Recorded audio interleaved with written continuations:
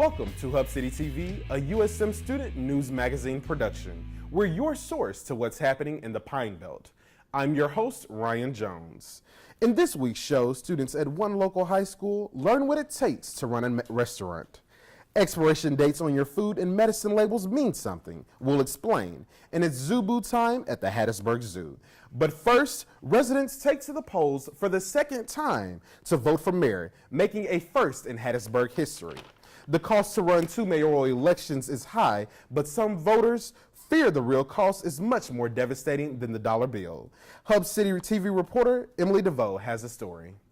Campaign signs once again cover the Hattiesburg area, each one promoting a different opinion. And I feel like Dave Ware is the best person to do the job. We believe in Johnny Dupree. The special mayoral election set for Tuesday comes after the original election on June 4th, one that resulted in a trial questioning its validity. The search for Hattiesburg's new mayor could cost upwards of about $100,000, but some people think the real cost is a little less green and a little more black and white. Racial divisions forming between voters could leave a more permanent mark on the city than dollar bills. I've had people to inbox me on Facebook that was maybe looking at Dave Ware to go with them, blacks, even some whites that had said, you know what, they're making it into this, so now we're going this way, we're going with Dupree because I'm black. City Council President Kim Bradley says although it's unfortunate, it's something he's seen before. And every time there's an issue that can't be explained, that's the card that's played, and it's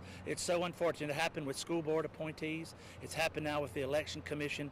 There has to be accountability. It doesn't matter what color you are. Councilwoman Deborah Delgado says the mindset isn't a card to play, but rather a misunderstanding. On most of the issues, we're in step. But on some of them, and when it comes to those critical hot button issues, we're not. And that's because we don't have an understanding of each other. While race doesn't fuel the election for all voters, the new mayor will face reunifying those it does.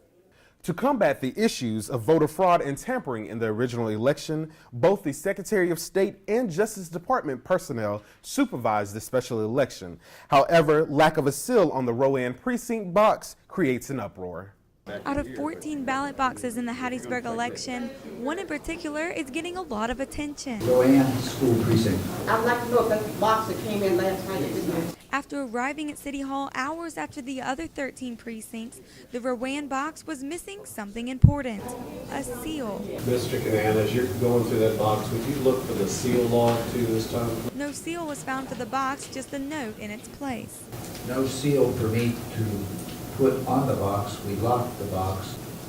I don't understand how she could write a note. The election commissioners defended the actions they took when they learned of the missing seal. She called and said she didn't have a seal. Lily went out to the polls with her, okay? Put a lock on the box, came in and said to me when they brought them in that I have no seal. I says, document it. That's what I said then, document it. But Rowan's missing seal wasn't the only thing causing delays in today's counting process. Train depot, we're going to close it back up. No marking. No marking. The train depot and 4 other precincts turned in unmarked ballot boxes, which goes against the guidelines poll managers were supposed to follow. Each box, actually about 3 copies in each box, and stressed it to each poll manager to use the checklist. That was the theme of all the training. Poll managers from the 5 precincts will come to City Hall Thursday morning to discuss their unmarked ballots. Until then, the boxes are once again locked up for another night without a mayor. For Hub City TV, I'm Emily DeVoe. Hattiesburg finally has a new mayor. In our next story, reporter Nikki Collins sits down with both candidates. Every vote does count. Johnny Dupree keeps his title as mayor after Hattiesburg's first ever special election. It's a wonderful feeling to have that many people out there knowing they support you, knowing they've been praying for you, knowing that they care about you. High turnout at the polls ended the battle between the 2 candidates. Dupree defeated Dave Ware with 51% of the votes. First time I ever had to run for the same position twice in the same year. Though the votes did not tally in Ware's favor, he believes the city will move forward. The city's not going to be defined by any one office or one campaign. the city's going to be defined by its vision for the future. Officials spent 4 days carefully examining the absentee and affidavit ballots. There's many instances where things have happened that are not above board and illegal, and I just think that needs to be addressed. Outside City Hall, protesters defended their right for a fair election. There were reports of unsealed ballot boxes from the Rowan precinct. Some residents feel like this election has divided the city. We need to just be supportive of him and lay aside all our differences so that we can move forward as a city. Mayor Dupree is determined to bring the city back together. This is the same city that they were proud to call Hattiesburg and proud to call me as their mayor last year. And I think they'll be proud to do the same in the coming months. Reporting for Hub City TV, I'm Nikki Collins. Lock it or lose it. That's the advice Hattiesburg police give residents. Reporter William Crosby tells us why. It seems the Hattiesburg area is facing a new issue, car theft. And though recent activities of car crimes are decreasing, according to Officer Phillips of the Hattiesburg Police Department, officers are taking precautions to prevent any potential theft in the near future. We got a pretty good bit for a while, for a little bit, and then we started picking up on everything and stepping up patrols everywhere. And that's helped knock it down a lot. Citizens becoming more aware, starting to lock their vehicles up. That's the number one thing to do, is lock your vehicle. And that's just what happened to one Hattiesburg local as she prepared for work one afternoon. Crystal Saunders received a huge wake-up call when this incident happened to her. I basically stopped and I said to myself, okay, no, I didn't leave my papers laying out because I would have put it back up.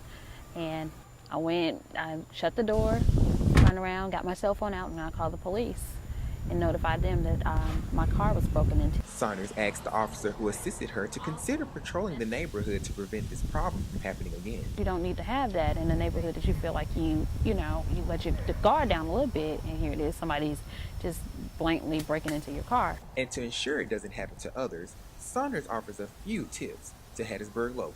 Get your phone out, call the police, take pictures on the outside, and just leave everything as it is, and make sure that you take the extra precautions that it don't happen again.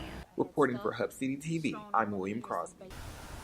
While the men in blue work to keep crime off the streets, it's the people in blue collars who keep crime out of the neighborhood.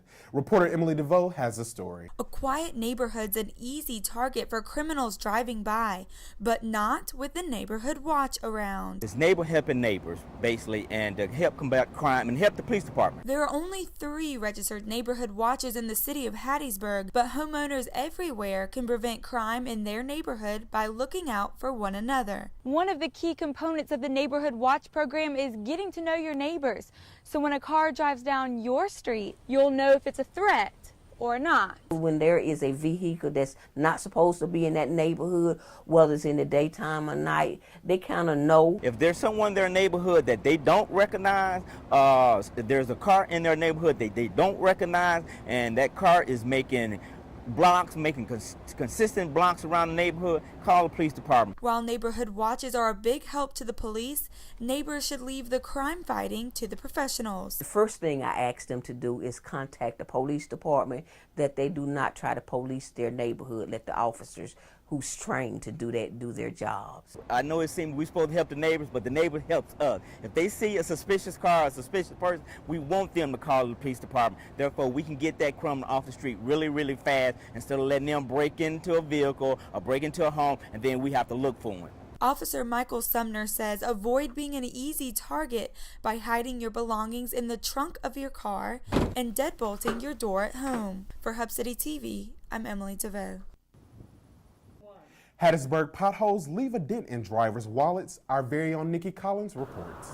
Potholes, cracks, and broken concrete line the streets of Hattiesburg. These road conditions make driving a hassle. Driver Channing Robinson believes potholes are becoming a money pit. Running over these potholes, I've had to take my car to the shop I don't know how many times, and it's cost me more than $400. Robinson is aware of the potholes but can't avoid them.